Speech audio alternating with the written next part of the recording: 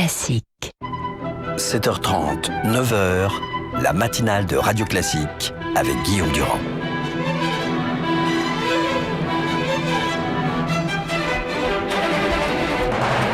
L'invité politique sur Radio Classique et LCI. Je suis ravi de vous retrouver, ravi de retrouver Marlise Lebranchu, qui, vous le savez, ministre de la décentralisation et chargée notamment de la fonction publique. Il y a ce matin, bonjour à vous. Bonjour. Une affaire Calais, enfin c'est pas depuis ce matin qu'il y a une affaire Calais, mais vous avez à la fois des gens qui dans Libération font une pétition en demandant qu'on humanise le site, et de l'autre côté, récemment, ici même, Xavier Bertrand qui disait maintenant ça suffit cette affaire, en gros il faut envoyer l'armée et dégager tout ça. Quelle est la position que vous défendriez, vous ? Une position d'abord de sérénité, parce que c'est extrêmement difficile. Donc il faut rester très calme par rapport à ce que disait Xavier Bertrand. J'ai un peu caricaturé ce qu'il disait. Bien sûr, ouais. Je le connais bien. C'était pas un homme de caricature justement. Mais c'est le plus grand flux de migrants qu'on ait jamais connu depuis la Seconde Guerre mondiale.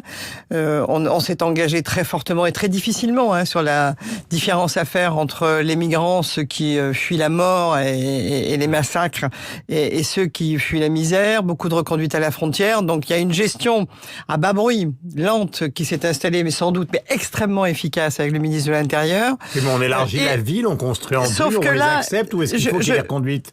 Il y a beaucoup de reconduites à la frontière à partir de Calais, vous le savez, nous le savons tous.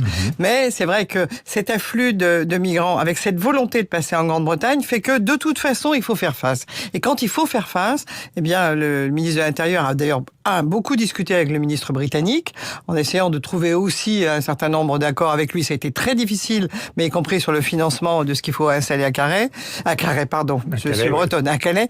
12 millions encore d'euros sur la table pour humaniser ce centre d'accueil, et puis continuer. Donc ce matin, vous diriez que finalement, c'est les signataires de la pétition de Libé qui ont plutôt raison. Il faut continuer à traiter humainement le problème de Calais, mais il faut dans le même temps renforcer ce qu'on a appelé les hotspots, c'est un horrible mot anglais, mais c'est les centres d'accueil tout autour de l'Europe, où on peut dire ceux qui sont vraiment qui fuient les massacres doivent être accueillis. Comment le sont-ils? Dans quel pays d'Europe? Avec des accords qu'on a passés avec l'ensemble des pays européens qui l'ont bien voulu. Certains qui refusent avec des mots qui sont parfois difficiles à supporter. L'Europe est en difficulté, même si la France a obtenu beaucoup avec l'Allemagne. Je pense qu'il faut faire extrêmement attention. Oui, il y a une pétition. Oui, c'est difficile. Oui, il y a un camp qui est difficile à supporter. La maire de Calais, qu'on a entendu tout à l'heure à 7h30, elle ne supporte plus. Les habitants de Calais ne supportent plus. C'est un mouvement. Et la droite, pardonnez-moi, je termine ma question. Je vous en prie. Et la droite vous attaque. Alors, ça a été le mot de Nicolas Sarkozy sur la chienlit est venu après l'affaire Air France, pas après celle de Calais, parce que ça fait des années que ça existe l'histoire de Calais. Mais enfin, il vous attaque aussi sur la non-gestion de l'espace public, sur les zones de non-droit. Je voudrais bien qu'il réfléchisse, parce qu'il y a 3 ans et demi de Sarkozy, Monsieur Sarkozy, l'ancien président de la République que vous avez cité, qu'est-ce qui se passait à Calais déjà? Qu'est-ce qu'il y avait?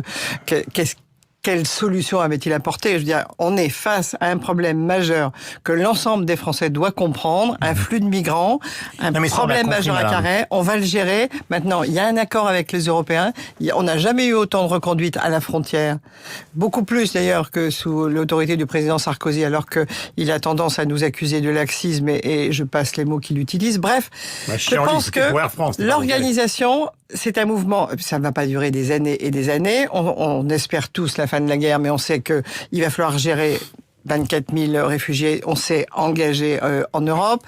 Je crois que ça demande de la part de tous, que ce soit les signataires de la pétition, que ce soit les hommes politiques, que ce soit chaque citoyen français, un grand mouvement de solidarité d'abord, y compris par rapport à la population de Calais qui vit des conditions difficiles, des solidarités par rapport à ceux qui fuient les massacres, d'organisation. Je pense que ça ne va pas se régler en 2 semaines. C'est pas la peine de faire miroiter que dans 2 semaines, il n'y a plus ce camp à Calais. Oui, mais madame, vous savez qu'il y a des élections régionales qui est Marine Le Pen dans le Nord, que c'est un argument. Alors elle, on n'est plus dans le même registre que Xavier Bertrand. Elle, c'est carrément l'armée qu'elle propose, en gros, pour faire évacuer l'ensemble de ceux qui se trouvent sur place. Justement, et elle est en tête des sondages, donc il y a une exaspération. Il y a une exaspération, mais il faut aussi l'interroger. Elle veut faire quoi? Elle veut fermer les frontières. On sait tous qu'on aura quand même des migrations. On le sait tous, elle le sait. Donc, elle utilise des phrases difficiles à supporter pour les uns et les autres.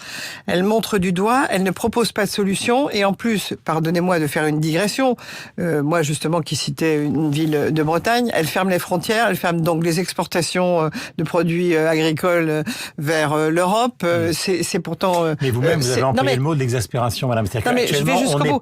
Elle propose quelque chose qui va mettre le feu partout, dans les villes, dans les campagnes. Alors, il faut arrêter avec cette espèce de référence à elle tout le temps, en disant que quand il y a une exaspération, c'est elle qui répond. Non, il y a une exaspération, il y a un président de la République, il y a un Premier ministre, il y a un ministre de l'Intérieur qui, tous les jours, font un maximum d'efforts, et y compris financiers, avec les 12 millions dont je parlais tout à l'heure, pour mieux faire à Calais, décidément, voilà, ce lapsus de ce matin est des révélateurs, de mieux faire à Calais, mais de mieux faire dans tous les autres spots, d'entraîner tous nos collègues européens dans le même mouvement. Vous savez que c'est difficile dans l'Europe du Sud, vous savez que c'est difficile en Italie, vous savez que c'est difficile en Grèce, vous savez que c'est difficile sur l'arrivée des Balkans, c'est difficile partout. Il y a un travail de titan qui est fait, il y aura un résultat, mais je pense que il vaut mieux passer du temps à dire aux Français ce qu'on est en train de faire, comment on veut régler ce problème-là, comment on veut pas se laisser déborder, plutôt que de dire tout le monde est exaspéré, le Front National est un danger. Le Front National est un danger, l'exaspération est réelle, mais je peux vous dire aussi que l'action du gouvernement sur ce sujet, elle est forte, elle ne peut pas être plus forte, elle va avoir des résultats, elle a déjà des résultats sur les reconduites à la frontière. D'autres associations nous accusent de trop reconduire à la frontière, il faut ne pas faire référence qu'aux seules pétitions qu'on lit. Voilà, c'est une situation où les Français sont divisés et nous, on doit les apaiser. Bernard Cazeneuve va être sur place. Hier, c'était un déplacement de François Hollande. Pardonnez-moi, mais j'ai là beaucoup de questions, il va falloir qu'on réponde ou qu'on réfléchisse à ces questions. Vous posez des questions de fond. Un peu plus brièvement. L'apaisement, c'est la stratégie, semble-t-il, voulue par François Hollande. Vous le dites vous-même, on n'est pas dans une situation qui est apaisée. Regardez ce qui s'est passé à Moirans, ça c'est un fait divers, avec les gens du voyage. À la Courneuve, là c'est pas un fait divers, c'est sur sa politique sociale et économique qu'il a été apostrophé. Donc est-ce que c'est la bonne réponse à une situation que vous déplorez, mais que vous décrivez vous-même comme une situation d'exaspération? Et quand même, il y a une responsabilité. Le mot exaspération, c'était le vôtre. Il y a quand même une responsabilité de la gauche dans tout ça. Mais quand on est au pouvoir, on est toujours responsable. Et on ne fuit jamais ses responsabilités. On va pas se cacher derrière son petit doigt. Alors, est-ce que c'est la bonne stratégie d'apaiser quand les gens n'en veulent pas, justement, de cet apaisement? Moi, je pense que les gens veulent l'apaisement. Vous citez quelques cas, l'enterrement d'un jeune garçon dans une famille qui provoque la manifestation que vous savez, effectivement la grande difficulté de Calais, nos pétitionnaires de ce matin, mais qu'est-ce qu'on nous demande sur les territoires? Moi j'ai fait 254 déplacements depuis que je suis dans ce gouvernement. Le retour à l'emploi, le développement économique, comment on maîtrise le numérique, comment on en fait une source de création d'emplois, comment on maîtrise la transition énergétique, comment on en fait une source de création d'emplois, comment on répond aux grands dossiers du climat, comment on en fait aussi une source de création d'emplois, emploi. Donc on a d'ailleurs, y compris avec mon ministère... C'est peut-être parce que les résultats ne viennent pas, même si l'UNEDIC donne les chiffres pour 2007. Oui, d'accord. C'est trop lent. Mais donc ils vous accusent. Donc François Hollande se fait, je dis pas huer, mais en tout cas est contesté dès qu'il se déplace. Moi, je pense qu'il faut toujours comprendre la difficulté des personnes et continuer à y répondre. On a fait un choix. Le choix, c'est de rendre les entreprises plus compétitives. C'est un choix qui a coûté cher, qui est parfois critiqué, vous le savez. On a fait un autre choix. 50 milliards de baisse de la dépense publique. Il y a quelques services publics qui ferment et ça pose question sur les territoires. On a fait le choix de la stratégie économique et de la grande compétence de nos grandes régions. Ça ne donne pas un résultat immédiat, mais pour moi qui suis non seulement observatrice, mais actrice depuis très longtemps, on voit les choses petit à petit reprendre. Vous avez une création nette d'emplois dans certaines régions qui redevient positive. Donc le président a raison de se déplacer en région, a raison d'aller à la rencontre des gens, y compris s'il se fait siffler. Mais c'est pas grave d'être... Le mieux, c'est de rencontrer les personnes. Parce que s'il ne le faisait pas, on dirait qu'il reste enfermé dans son bureau. Plus la situation est difficile, plus il faut se déplacer. Je reviens à des propos qui ont été tenus chez nos confrères d'RTL. D'ailleurs, François Hollande s'était exprimé sur RTL. Par François Fillon, au fond, il dit il n'a plus rien à faire pendant maintenant 1 an et demi, 2 ans. Mitterrand, le qualificatif qu'il emploie, c'est Hollande est un non-fumeur. Il ne se passe plus rien, il n'y a rien à faire, rien à dire, à attendre que des résultats éventuels se retournent. Vous lui répondrez quoi ce matin? Eh bien, je lui réponds que c'est catastrophique qu'un politique parle comme ça. Parce que, y compris l'opposition, sur tout ce qui est stratégie économique, discussion des grands contrats dont on parlait, RDF et Areva hier, ce seul exemple, ou bien d'autres produits à l'exportation dont on a longuement parlé en parlant de Jean-Yves Le Drian. Pourquoi la droite n'est-elle pas à nos côtés, sur les territoires, dans les villes où elle est, dans les départements où elle est, pour dire, on a aujourd'hui en main tout ce qu'il faut en termes de compétitivité des entreprises, en termes de soutien à l'emploi pour relancer l'économie. Mais ils vous répondent, ce n'est pas vrai, les entreprises doutent le chômage, ça ne s'arrange pas. Combien de gouvernements ont apporté... Vous avez été aussi violent avec Nicolas Sarkozy qu'ils sont d'une certaine manière avec François Hollande. Combien de gouvernements ont apporté 6% de la masse salariale brute de soutien à leurs entreprises? C'est la première fois que ça se produit. Vous savez, je le disais tout à l'heure, et ça a été largement critiqué. Maintenant, on a fait cette baisse du coût du travail pour relancer la compétitivité de nos entreprises. Moi, j'ai aussi quelquefois entendu le président de la République en appeler à la responsabilité des entrepreneurs, aux accords de branche, on en a parlé lundi, mais aussi au fait que on a cette compétitivité acquise. Les marges des entreprises se redressent. Tout le monde en est d'accord. Là, on n'en parle plus parce que tout le monde est d'accord pour dire oui, les entreprises retrouvent des marges. Alors, on est reparti sur une pente positive. Est-ce que tout le monde pourrait se mobiliser? C'est au lieu de faire campagne électorale sur tous les sujets, peut-être qu'il y a un appel général à la responsabilité à faire. C'est de votre domaine. La Cour des comptes a souligné le trop grand nombre de fonctionnaires locaux. Les élus sont drogués, disait la Cour des comptes, justement à l'embauche de fonctionnaires dans les territoires. Est-ce que vous pensez que la Cour des comptes a raison?